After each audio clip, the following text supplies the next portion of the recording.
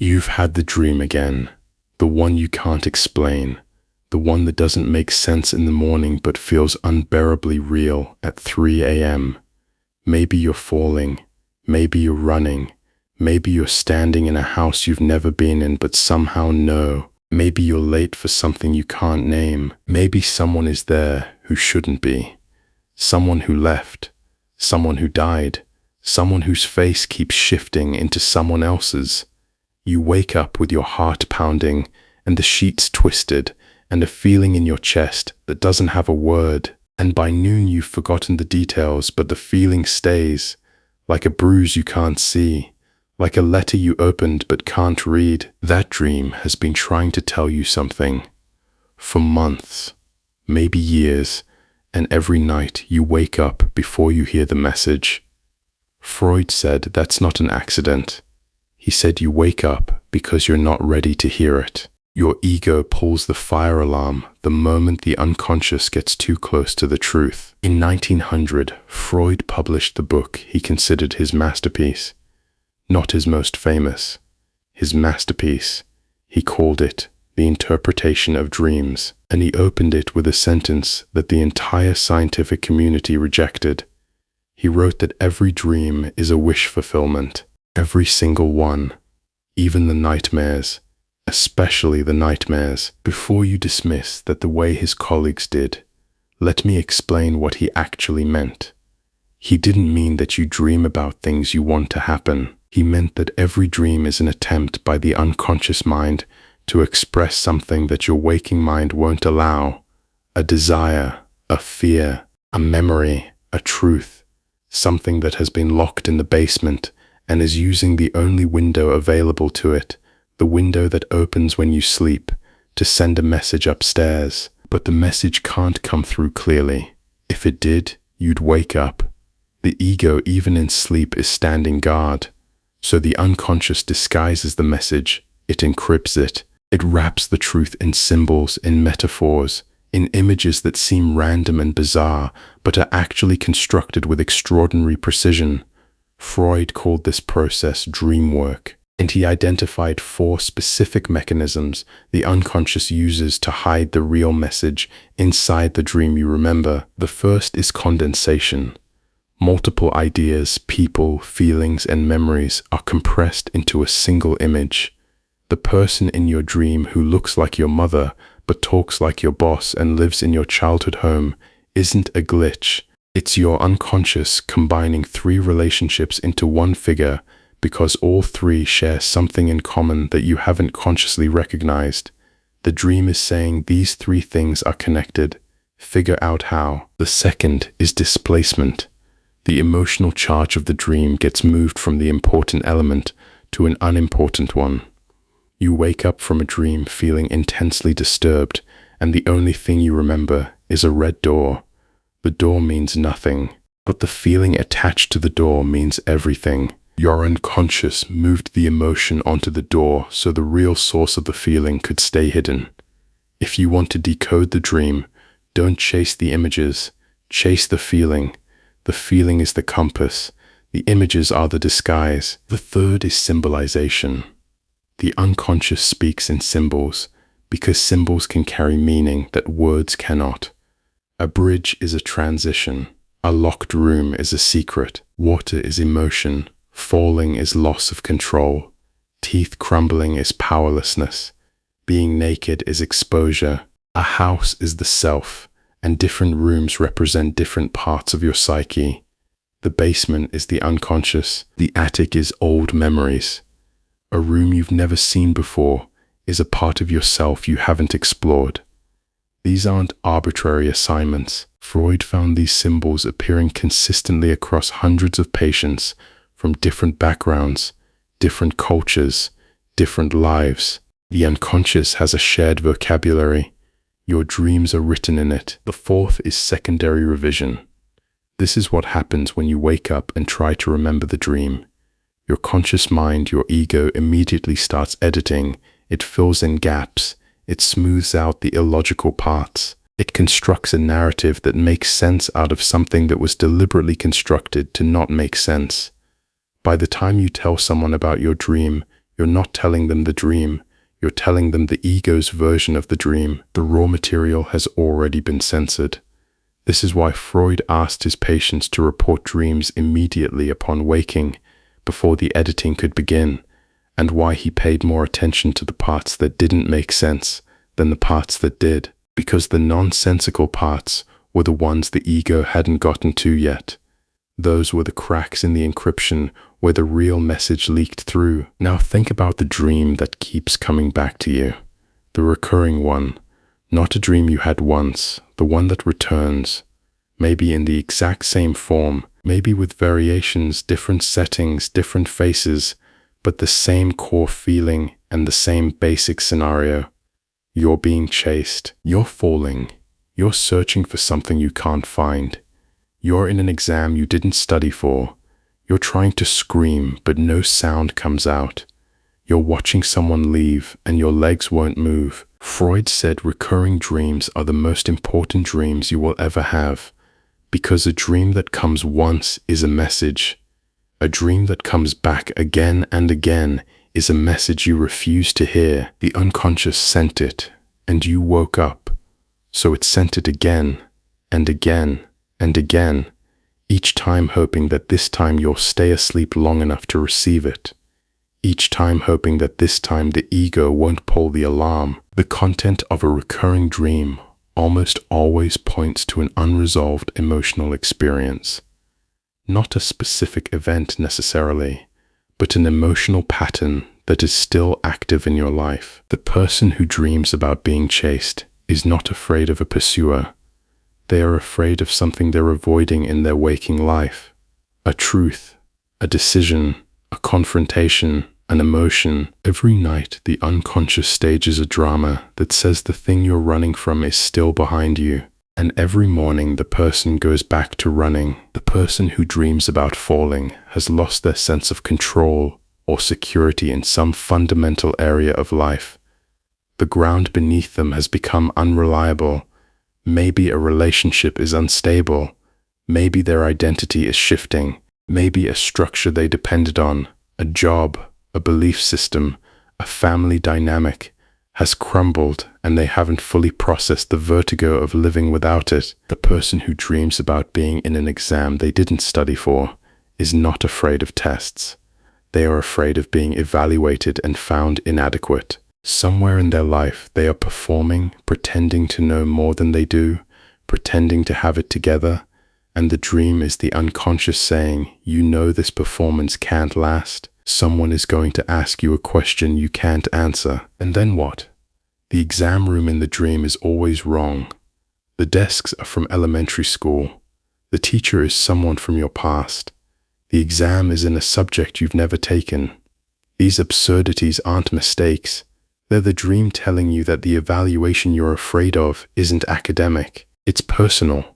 It's the fear that somewhere, somehow, someone is going to test the real you and discover that the version you've been presenting doesn't hold up under examination. The person who dreams about trying to scream with no sound coming out is carrying something they desperately need to express but feel unable to.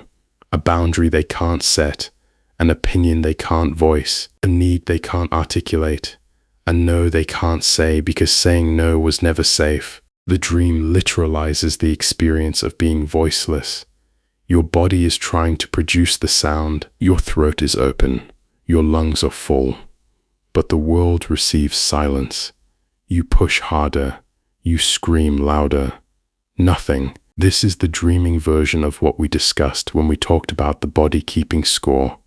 The voice that was silenced in waking life tries to break through in sleep, and even in sleep, it can't.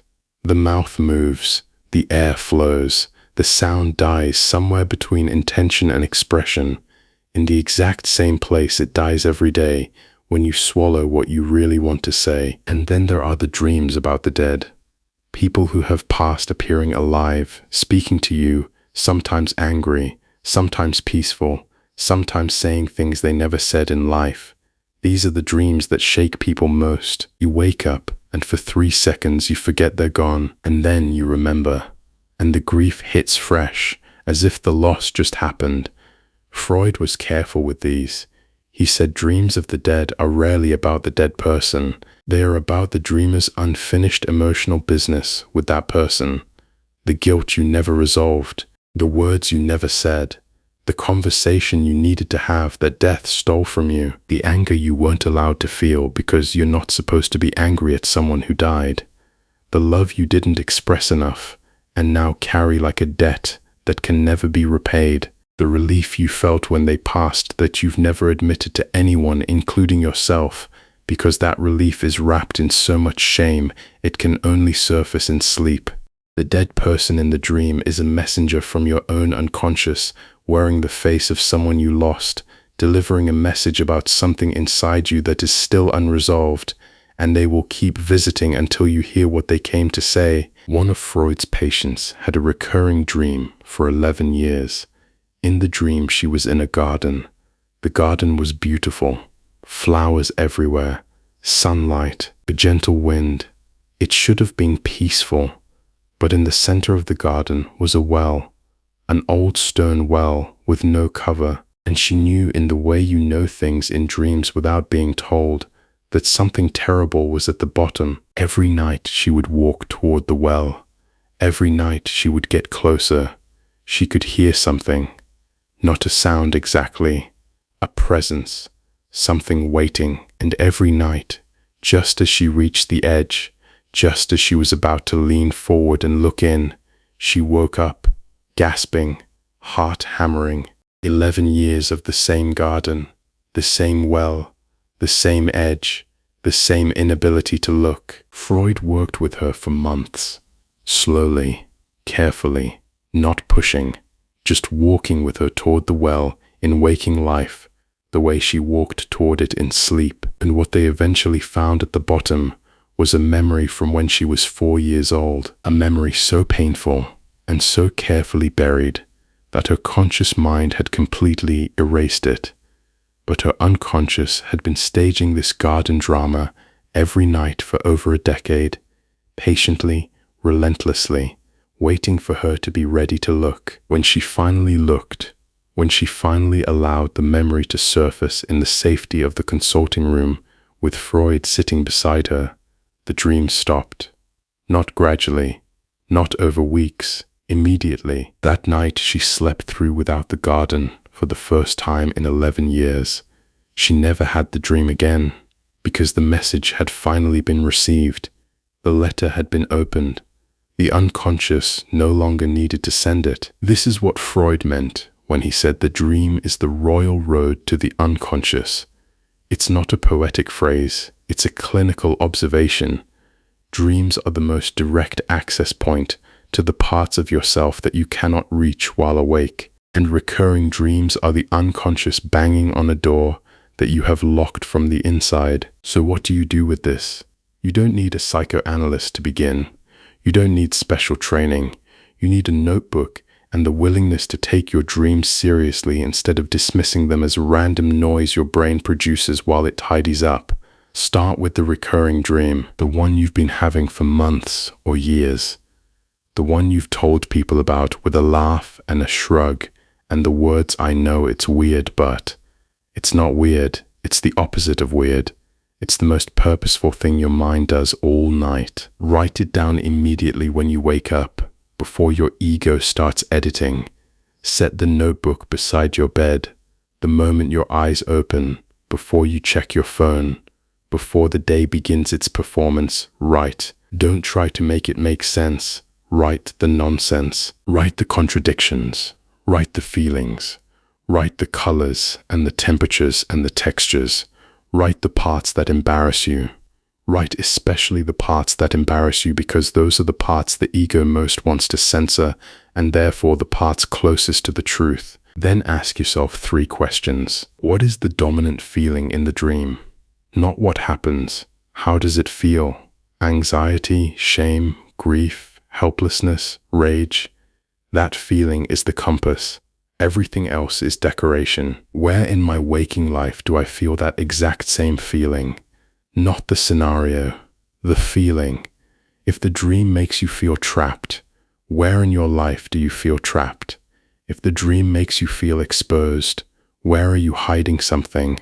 If the dream makes you feel abandoned, where are you afraid of being left? What am I avoiding that this dream keeps pointing to?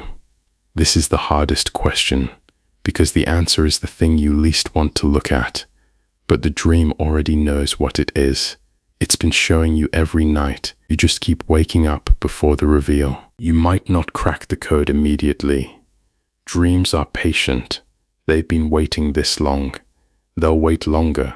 But the moment you start paying attention, the moment you start writing them down, the moment you stop dismissing them as random noise and start treating them as encrypted letters from the deepest part of yourself, something shifts. The dreams change.